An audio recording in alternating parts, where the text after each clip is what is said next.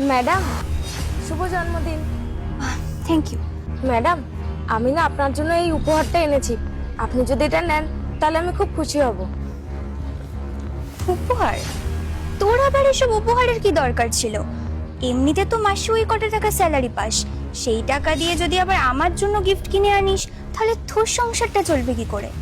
না না ম্যাডাম, আপনার জন্মদিন তো বছরে একবারই আসে, আর একবার তো আমি এইটুকু দিতেই পারি না।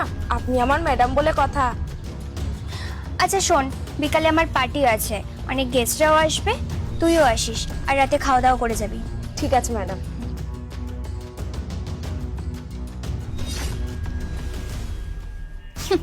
একটা সিকিউরিটি গার্ড কিনা আমাকে গিফট দিচ্ছে। সত্যি বাবা, এদের যে তো আদিক্ষেতা কোথা থেকে আসে এটাই আমি বুঝতে পারি না। আর ওর কি আমার সামর্থ্য আছে যে ও কিনা আমাকে গিফট দিচ্ছে?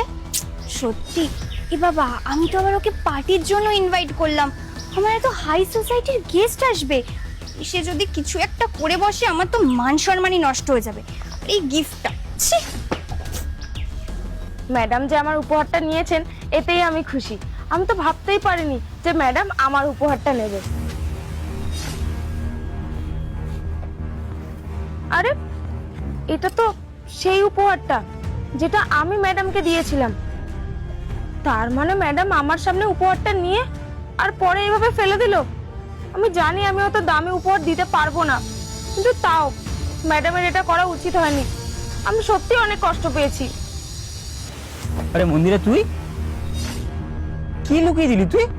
না না সাহেব, কি লোকাবো? কিছু লোকাইনি। সত্যি কথা বল, আমি এখনই দেখলাম কিছু একটা। আর তুই কাঁদছিস কেন? আসলে সাহেব, আপনাকে একটা কথা বলবো। বল। আমি না এই উপহারটা ম্যাডামকে দিয়েছিলাম, কারণ আজ ম্যাডামের জন্মদিন, তাই ম্যাডাম আমার কাছ থেকে উপহারটা নিয়েও ছিল। কিন্তু আমি যখন বাড়িতে ফিরছি তখন দেখলাম ম্যাডাম এই উপহারটা রাস্তায় ফেলে চলে গেছে। আপনিই বলুন, আমি জানি আমার এত দামি উপহার দেওয়ার কোনো সামর্থ্য নেই, তবে যেটুকু পেরেছি আমি তো সেইটুকু দিয়েছি। ম্যাডামের যদি না নেওয়ার ইচ্ছা ছিল তাহলে আমায় বলে দিতে পারতো, কিন্তু আমি এত ভালোবেসে জিনিসটা এনেছি ম্যাডামের জন্য, ম্যাডাম এটা ফেলে দিয়েছে। এটা কি ঠিক হয়েছে আপনি বলুন? আরে মন্দিরা, না না, তুই ভুল বুঝছিস। আসলে তোর ম্যাডাম হয়তো যাচ্ছিল, তোর ম্যাডামের কাছ থেকে এই উপহারটা পড়ে গেছে, তুই এটা আমাকে দিয়ে দে, আমি ওকে দিয়ে দেবো। আর শোন, এনে এই আংটিটা তোর কাছে রাখ, আমাকে পরে দিয়ে দিবি।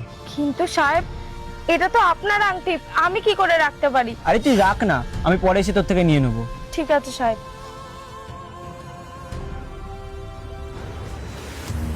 আরে রাহুল, তুমি চলে এসছো? হ্যাঁ, তুমি তো বললে আজকে তাড়াতাড়ি আসতে, যেহেতু তোমার বার্থডে আজকে। ভালোই করেছো। এ কি রাহুল,